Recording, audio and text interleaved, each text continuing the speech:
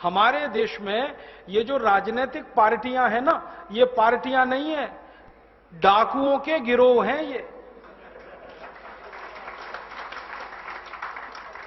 हां, मैंने इनको पार्टी कहना बंद कर दिया। लुटेरों के गिरोह हैं ये, पार्टी नहीं है अब। और लूट में नेताजी लगे हैं, उनकी पत्नी लगी है, फिर उनका बेटा लगा है, बेटे की भी पत्नी लगी है, फिर उनका चाचा, उनका ताऊ, उनका भतीजा, उनका मामा, उनका साला, सभी तो लूटने में लगे हैं। बताओ कौन सा खानदान है जो नहीं लूट रहा है? खानदान के खानदान लूट में लगे हुए हैं। यही देख लो आंध्र प्रदेश में। कल तक आंध्र प्रदेश के जिन नेताओं के पास टूटी साइकिल नहीं थी 20 साल पहले, आज उनकी संपत्ति हजारों करोड़ में कहां से आ गई? लूट के आई।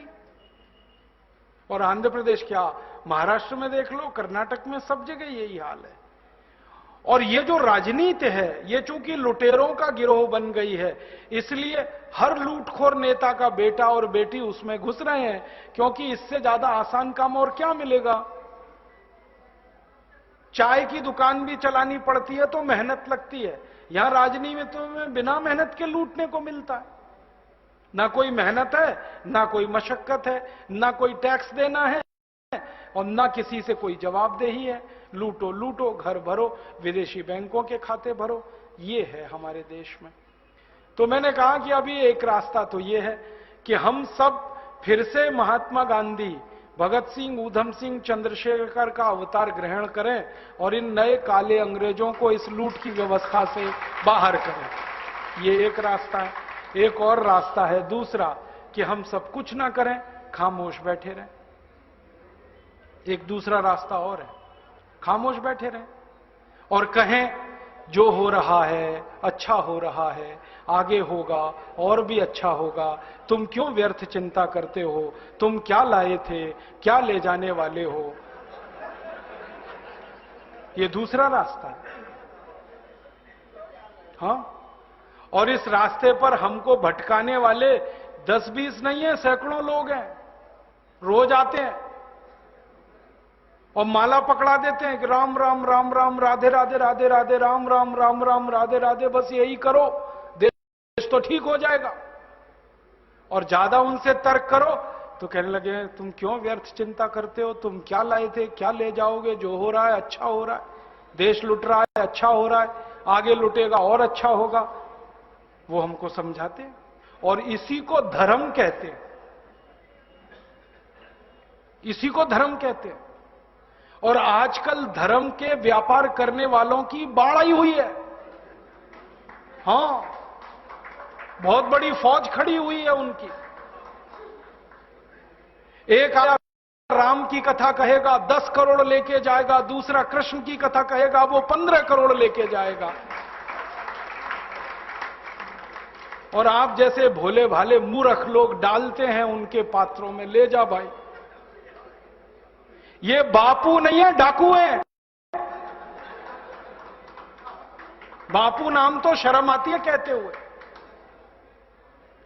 कहीं से 10 करोड़ लूटो, कहीं से 20 करोड़, कहीं से 25 करोड़। और आप लोगों की मजबूरी है कि काले धन का करें क्या? इनकम टैक्स वाले पकड़ते हैं तो ये बापुओं को देते रहते हो आप, क्या करें उसका?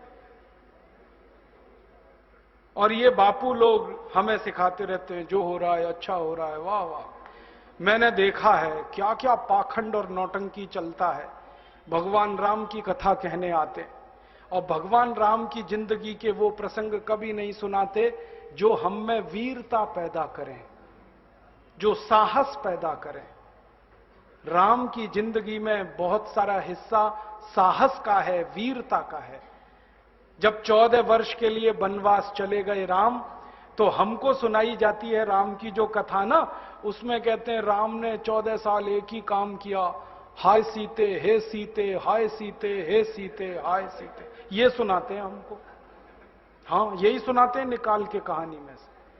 और मैं कहता हूं कि राम को अगर हाय सीते हे सीते हाय सीते यही करना था 14 साल, तो दूसरा विवाह क्यों नहीं कर लिया?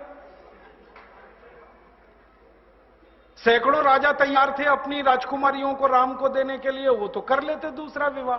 क्योंकि हाय सीते, हे सीते, हाय सीते, हे सीते, एक स्त्री के लिए अगर वो इतने ही बिलख रहे थे, तड़प रहे थे, दूसरा विवाह कर लेते। तो ये सब चुप हो जाते हैं, फिर बात नहीं करते।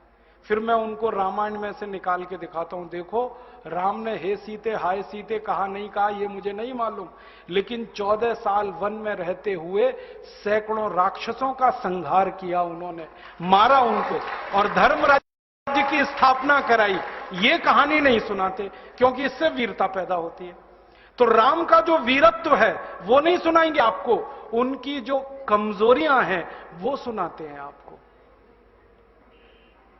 और राम कथा जब वर्णन की जाती है तो मंच पे बैठ के आहा कैसे आंसू, ढलल ढलल आंसू निकलेंगे, आपको भी रुलाएंगे, खुद भी रोएंगे। किस बात के लिए? हो, राम को वन गमन में इतना कष्ट हो रहा है, वन में इतनी तकलीफें हो रही हैं, तो राम की तकलीफों का वर्णन कर रहे हैं, आंसू आ रहे हैं, और ये सारा वर्णन एयर कंडीशनड मंच पर बैठकर होता है। अपने को तकलीफ नहीं होनी चाहिए, राम की तकलीफों का वर्णन कर। एयर कंडीशन मंच चाहिए, एयर कंडीशन घर चाहिए रहने के लिए, एयर कंडीशन कार चाहिए और चार्टर्ड प्लेन चाहिए आने और जाने के लिए, तब राम की कथा सुनाई जाएगी।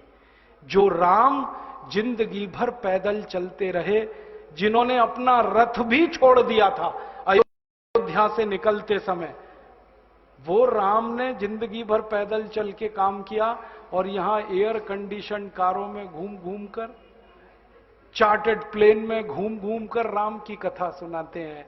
वो कथा वथा नहीं है, वो उद्योग है, व्यापार है, बिना टैक्स का। और मुझे बहुत शर्म है ये कहते हुए, समय आने पर प्रमाण से बात करूंगा कि राम कथा कहने वाले ब्लैक मनी को व्हाइट मनी करने के काम में लगे हुए एजेंट हैं और इससे ज्यादा कुछ नहीं है। और मुझे इससे भी बड़ी शर्म आती है कहते हुए कि आप जो उनको दे रहे हैं दान के रूप में, वो पैसा ब्याज पर उठा रहे हैं वो दूसरे लोगों को, और आपके दिए हुए पैसे से धंधा बना रहे हैं अपना। फिर ऐसे ही कृष्ण की कथा कहने वाले आ जाते हैं, कहते राधे राधे राधे राधे राधे राधे, और कुछ कहो ही मत, राधे राधे। कंस को मारा, जरासंध को मारा, शिशुपाल को मारा, अधर्मियों को मारा, ये सब थोड़े में, राधे राधे राधे राधे बड़े में। हां, क्योंकि आपको कायर बनाना है ना, निर्वीर बनाना है, नपुंसक बनाना है, तो वीरता की कहानी क्यों सुनानी है? तो चुन चुन कर ऐसी कहानियां सुनाते हैं। और मैं आपको बहुत गंभीर बात कह रहा हूं कि ये सारे हमारे देश में जो पाखंडी लोग हैं ना, राम और कृष्ण की कथा कहने वाले, ये सरकारों के साथ मिले हुए हैं, क्योंकि सरकारों ने इनको एक कान में मंत्र फूंका है, तुम लोगों का ध्यान इस तरफ भटकाते रहो ताकि कोई महंगाई के खिलाफ न लड़े, गरीबी के खिलाफ न लड़े, बेरोजगारी के खिलाफ न लड़े, अत्याचार के खिलाफ न लड़े, वो डूबा रहे राधे राधे राधे राधे राम राम राम राम, बस इसी में। और समझाते रहो, तुम क्या लाए थे, तुम क्या ले जाओगे, क्यों व्यर्थ चिंता करते हो, जो हो रहा है अच्छा हो रहा है, आगे होगा और भी अच्छा होगा। एक रास्ता ये है। अब दो रास्ते हैं अपने सामने, एक रास्ता भगत सिंह का, ऊधम सिंह का, चंद्रशेखर का, एक रास्ता हमारे ये धर्म गुरुओं का, पाखंडियों का, जो राम की कथा, कृष्ण की कथा। मुझे बहुत ऑफर आए हैं, मैं आपको दिल का दर्द बता रहा हूं, सच में कह रहा हूं, आपसे नाम नहीं लेता। मुझे ऑफर आए कि तुम कहां बेकार भटक रहे हो, मेरे साथ आ जाओ। मैंने कहा बापूजी क्या होगा उसमें? तो कहने लगे जितना मिलता है वो डबल हो जाएगा। मैं बोल रहा कैसे? तो उन्होंने कहा तुम्हारी वाणी में बहुत जोर है और मेरे पास लोगों की भीड़ इकट्ठा करने का, मजमा लगाने का तरीका है। मैं ऐसा डमरू बजाता हूं कि सब इकट्ठे होते हैं और तुम्हारी वाणी में जोर बहुत है, मिलके लूटेंगे, थोड़ा तुम्हारा थोड़ा मेरा। ऐसे खुले ऑफर हैं मेरे पास। और मैं कहता हूं बापूजी माफ करो। क्यों? कहते तुम्हें पैसे नहीं चाहिए? मैंने कहा पैसे ही चाहिए होते तो बहुत रास्ते हैं मेरे पास, यही एक बचा है। पैसे ही कमाने हैं तो बहुत रास्ते हैं, ये एक रास्ता थोड़ी है, बहुत तरीके हैं पैसे कमा लूं। घर बना लूं, बीवी बच्चे ले आऊं, करोड़पति हो जाऊं, 10 करोड़पति हो जाऊं, 100 करोड़पति हो जाऊं। बहुत आसान काम है ये तो। थोड़ी चालाकी हो तो सैकड़ों करोड़ बनाना बिल्कुल मुश्किल नहीं है इस देश में। फिर अंत में तो वही होगा ना, सैकड़ों करोड़ हो गए, एक दिन डायबिटीज होगी, एक दिन अर्थराइटिस होगा, एक दिन हार्ट अटैक आएगा, मैं मरने ही वाला हूं। तो मरना तो है ही, वहां भी शायद जल्दी मरूं, क्योंकि जब शरीर में तामस वृत्ति आती है ना तो जल्दी मरता है आदमी। जब तक सात्विक रहता है तब तक थोड़ा दम रहता है। तो तामस वृत्ति आएगी, मरना मुझे वहां भी है, तो क्यों ना इस रास्ते पे चल के मरूं जहां सात्विक वृत्ति भी है, मरना है तो पक्का ही है, जिंदा तो कोई रहेगा नहीं। तो भगत सिंह का रास्ता क्या बुरा, ऊधम सिंह का रास्ता क्या बुरा, चंद्रशेखर का रास्ता क्या बुरा, कुछ करके मरो ना। मरेंगे ये सब भी, साधु संत पाखंडी, राम की कथा सुनाते सुनाते हार्ट अटैक आएगा, मरेंगे वो भी। डायबिटीज सबको हो रखी है, मैंने देखा है नजदीक से जाके, सब इंसुलिन लगाते हैं, खाते हैं गोलियां, अपनी डायबिटीज नहीं मिटा पाते, दूसरों को उपदेश देते फिरते। ब्लड प्रेशर सबको बढ़ा हुआ है, क्योंकि ये जो काला धन है ना, इसका हिसाब किताब करने में बीपी ही बढ़ने वाला है। सब बीपी की गोलियां खाते हैं, सब डायबिटीज के लिए शिकार है, तो दूसरों को उपदेश देंगे तो मैं भी लग जाऊं, वो एक रास्ता है। एक रास्ता भगत सिंह, ऊधम सिंह, चंद्रशेखर का भी है। मौत तो दोनों में ही आने वाली है, बस अंतर इतना है, एक मौत ऐसी आएगी जिसको देश और समाज जिंदगी भर याद रखेगा, और एक मौत ऐसी आएगी कोई पूछेगा नहीं। तो हमने तो चुन लिया है दूसरा रास्ता, भगत सिंह वाला, ऊधम सिंह वाला, और तय कर लिया है कि जैसे भगत सिंह, ऊधम सिंह, चंद्रशेखर ने गोरे अंग्रेजों को भगाया, वैसे ही हम आज के इन काले अंग्रेजों